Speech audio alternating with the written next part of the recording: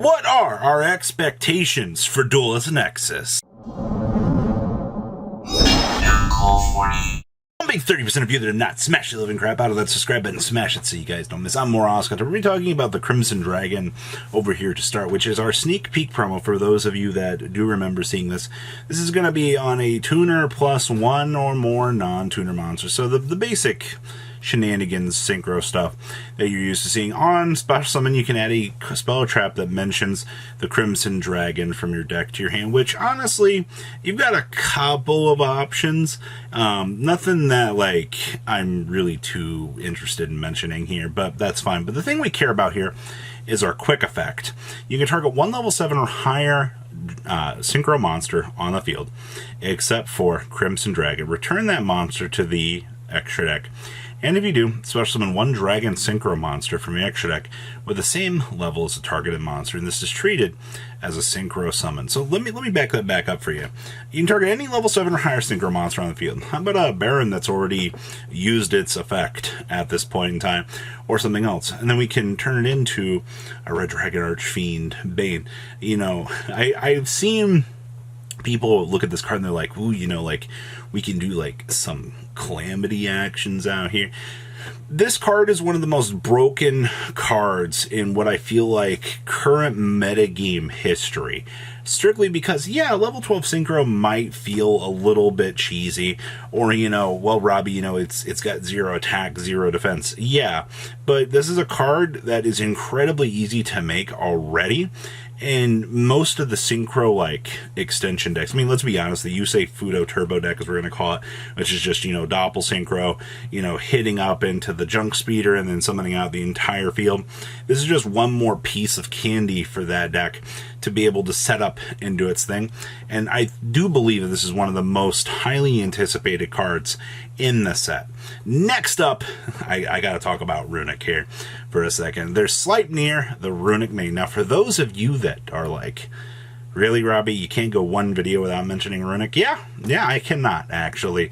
I love this deck so much that all of the ideas and things that we kind of bring together for it, honestly, I think this card is like very much the best of the effort that we got. So it's 2 RUNICK monsters to make. So technically, if there was ever a world where you needed to, you know, super poly, I don't know, maybe like the RUNICK Mirror or something, this would be the thing that you can do. But during your main phase or your opponent's battle phase, quick effect, target one face-up monster your opponent controls, banish both it and this card until the end phase.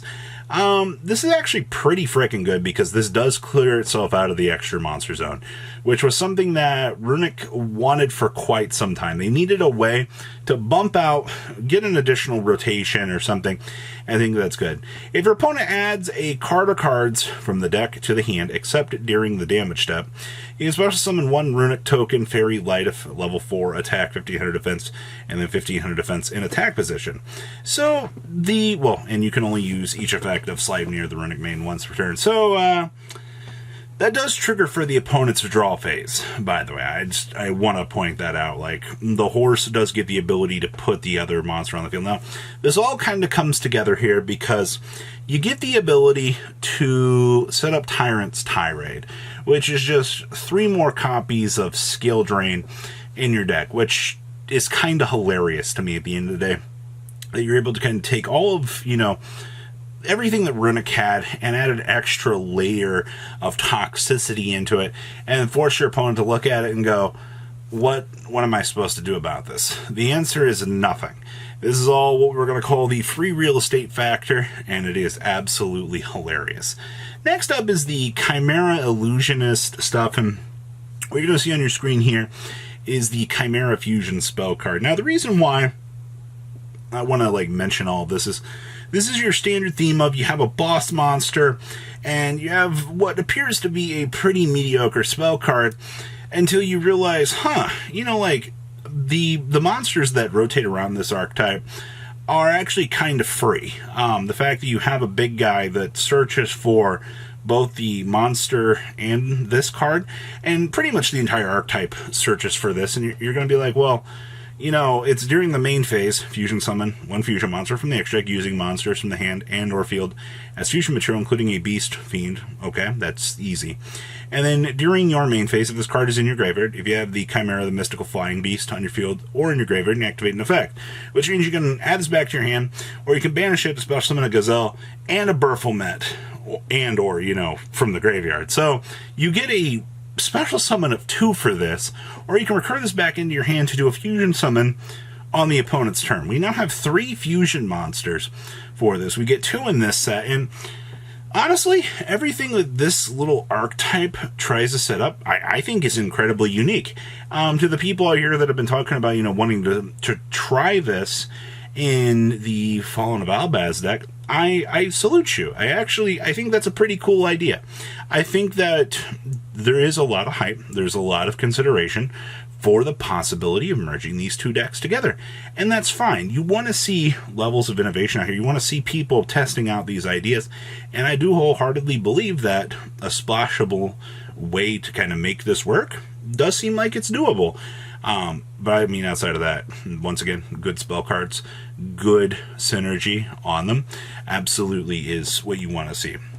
Next up is Charlemagne. Now, for those of you that don't know, Charlemagne here is by far one of the coolest things that Yu-Gi-Oh! Has ever done.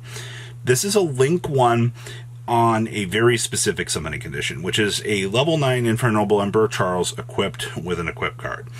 Basically, what they wanted to do here was they took a look at Infernoble Charles and they said, we need to find a way to make this card gain additional effects, but still maintain Charles, and this was how they do it. So, if this card is linked, summoning target 1 Infernoble Knight Charles in your graveyard, this card's name becomes that monster's original name, and replace this effect with that monster's original effect, and then equip it with an equipped spell that gives it 500.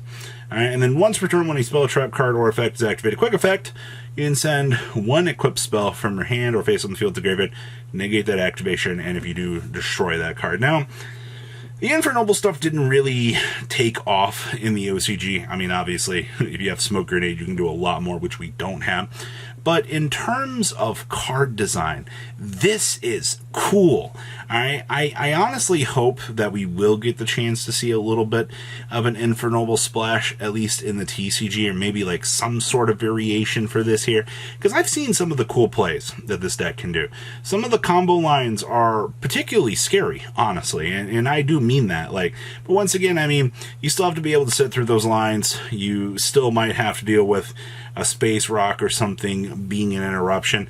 The deck does suffer from, you know, old Yu-Gi-Oh! Card syndrome, you know, trying to get modern era power-ups, which is really funny because Infernoble stuff's not that old at this point, but that's kind of what you're looking at right now. So I'm putting a very high emphasis on this because this is so cool. Like, card design alone makes me want to just say that this deserves to be on the list. And then we're going to put the Duelist Nexus TCG exclusive archetype.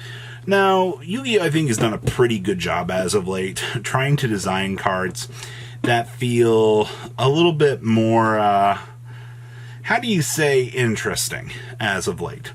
To be fair, Goaty was a pretty interesting idea. I like the things that they were trying to push for it, but as we kind of go into this, like, Gold Pride kind of missed the mark a little bit. It did have some interactions and things, but so did Goaty. These were like tier 2-ish on the lower end of things, but they did find a little bit more success. So Goaty had pretty decent local success, and then the Punk Gold Pride did have a little bit of regional success. It wasn't crazy in comparison to the rest of everything else, but it was enough that players kind of started to look around and go, you know, like, this is good. Whatever we are branching out to for this new set is going to be something that players are going to have to look at. And they're probably going to be like, well, either the first part of the set is going to be bad, or the first wave of the support has to be extremely good. It has to be enough to make players look at it and go, you know, there's got to be some sort of synergy here.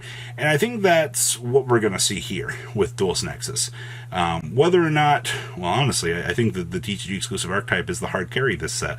We'll have to wait and see how things go, at least shaping up, but we definitely need a banger here for the TCG. It's been so long. So, what do you think about our expectations? Please, leave a comment down below to my chest, and I'll see your beautiful faces back here later in the day, guys. Peace out.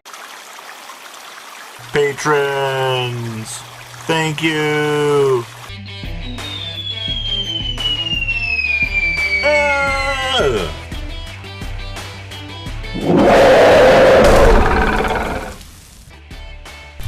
Thank you so much for watching. Check out these other videos.